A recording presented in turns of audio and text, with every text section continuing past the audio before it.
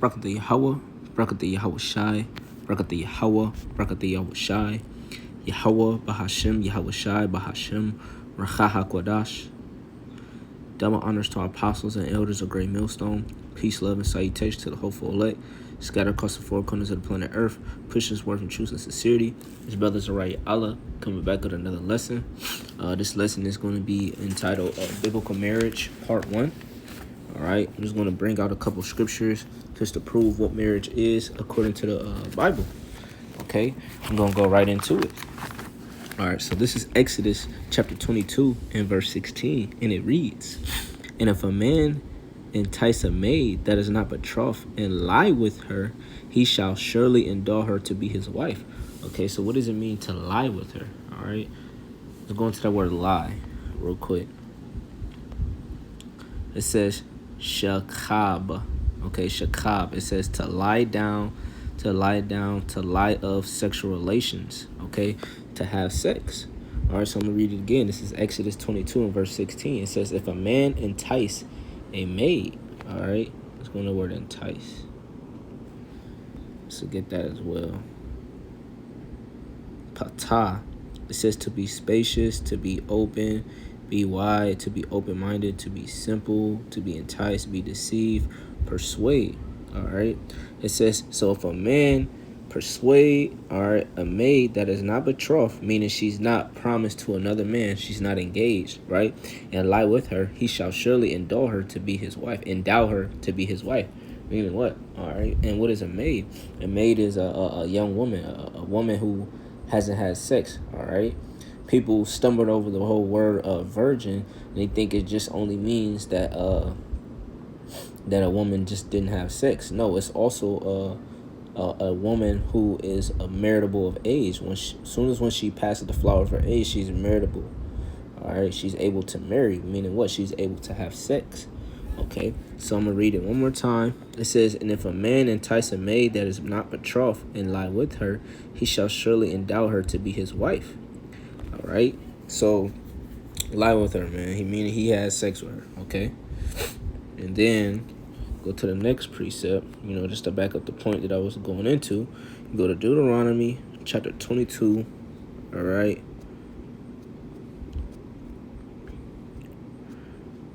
in verse 28. And this is the basically the same point to back it up. It says, if a man find a damsel that is a virgin, which is not betrothed, and lay hold on her, and lie with her, and they be found, then the man shall lay with her. The man that lay with her shall give unto the damsel's father shekels of silver, and he shall be his wife.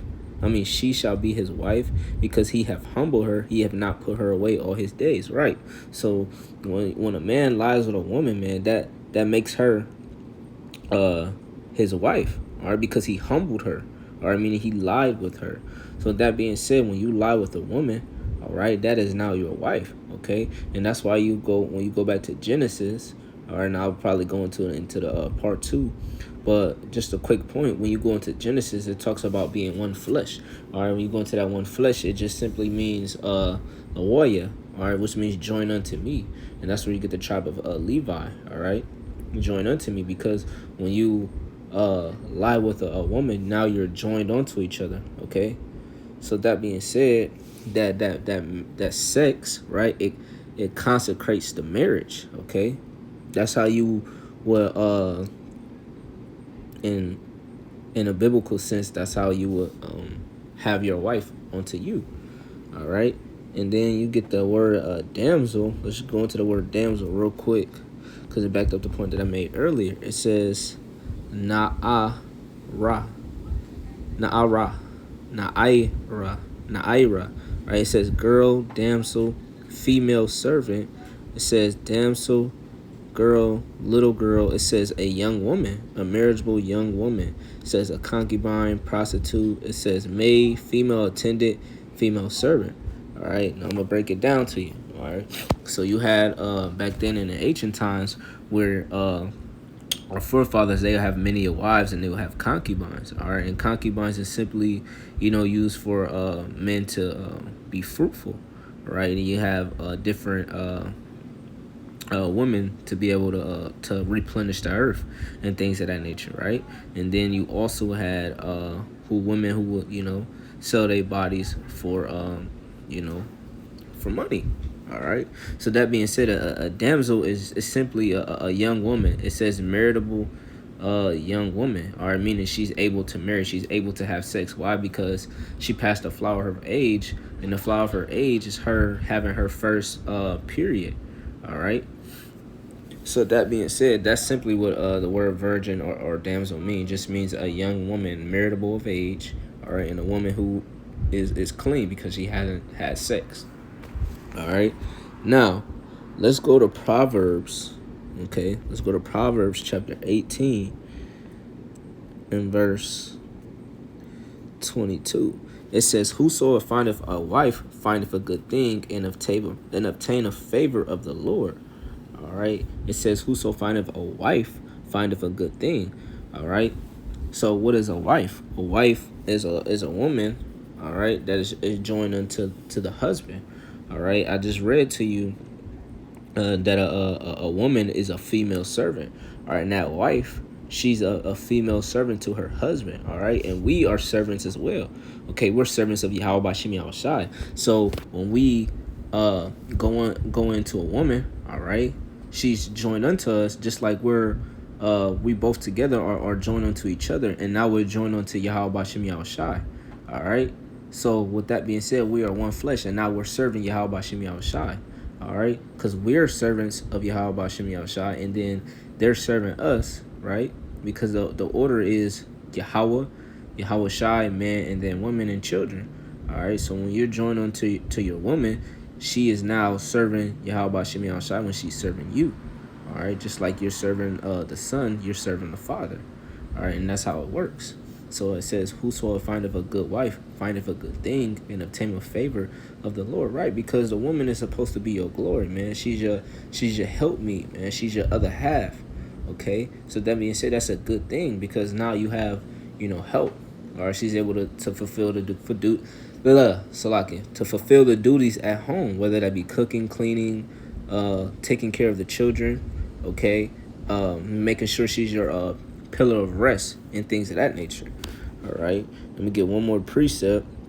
All right, because I don't want to go too deep into it. I just want to get some quick precepts, and then part two, Lord willing, through the Spirit, I'll be able to go more into depth and get into some history and basically the whole customs of the thing. But I just wanted to bring out the point that sex consecrates the marriage. All right, so this is First Timothy chapter 4, and I'm gonna read in verse 4. It says, "For every creature of Yahweh Bashim Yahushai is good, and nothing to be refused, if it be received with thanksgiving, for it is sanctified by the word of Yahweh Bashim Yahushai in prayer."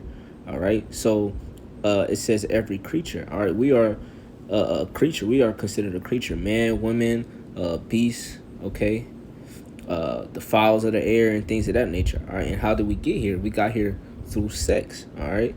First, man was created through the dust, but ultimately, from that on down to replenish the earth, all right, we came through the seed, all right, and that was during an act of sex, okay. So with that being said, the Lord created that for man and woman, okay. And I'm gonna read it in LT. It says, "Since everything Yahweh Bashim Yahushai created is good, we shall not reject it, any of it, but receive it with thanks. For we know it is made acceptable by the word of Yahweh Bashim Yahushai in prayer." Okay. So that being said, our marriage is sanctified through Yahweh Bashim Yahushai, which is that word. All right. This word sanctifies marriage. Okay. So that being said, you don't need to go to this damn white man, to this government, to get a damn marriage certificate, man. All right, and I'll go into that Lord willing in this, part 2 or part 3. Okay, so with that being said, Salaki, I got one more precept. It's 1 Corinthians chapter 7, and this is just to back up the point that I made earlier about the flower of her age. Okay, this is 1 Corinthians chapter 7, all right, in verse 36.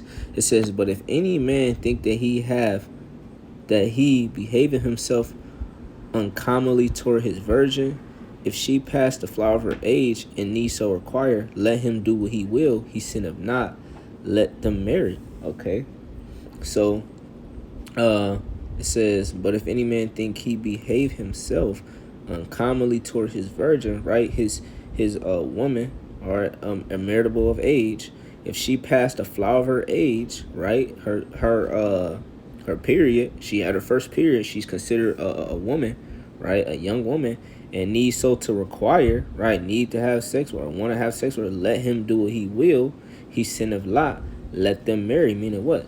Let them have sex, man, because they didn't go off. Because in this chapter, it goes into how Apostle Paul was speaking on how it's better not to even to deal with a woman, when, especially when you're in this truth, because you have to be as though you had not wives, all right? And if you marry, hey, you didn't sin, because there's nothing wrong with having sex, all right? So with that, actually, let's go back to, I think it was a point that I forgot to make in Exodus. So like, I'm everywhere I can, but just bear with me. I want to go into that word endow. Okay, I'm going to read the verse again. It's Exodus 22:16. It says, if a man entice a maid that is not betrothed and lie with her, he shall surely endow her to be his wife. All right, so endow her. What does that mean, to endow? All right, it says mahar. It says to obtain, acquire, by paying, purchase, price, give a dowry. All right, so you're obtaining a wife. All right, and that goes back to Proverbs 18:22. Okay, you when you find a good wife, you obtain her, you acquire her. All right, because this also goes into the dowry. This also goes into the whole rape thing. All right, because when a man finds a woman, he goes in and lie with her. All right, because he didn't go through the proper way. He was cutting corners. He didn't go to the father. They didn't come up with an agreement and things of that nature for him to marry his daughter into the young man. He went upon himself and took her. So with that, he had to pay a dowry, to the father, or because that father has lost a female servant, because she had duties and things of that nature fulfilling that household. All right, and once she is passed or given into marriage to another man by the father, then what? She also becomes Salakia. She also receives the duties that she needs to fulfill in her husband's house instead of her father's house. All right. So with that being said, sex consecrates the marriage. All right, and it was all sanctified by the Lord Yahweh Bashem Yahushai. All right, and marriage simply means to be joined together. All right, join unto me. So with that, I pray that this lesson was edifying. Lord willing, I'll come back with part 2. I'm going to give all praise, honor, and glory to Yahweh Bahashem, Yahweh Shai Bahashem, Rachaha Kodash. Double honors to our apostles and elders of Great Millstone. Peace, love, and salutation to the hopeful elect. Kwam Yasharallah, Shalom.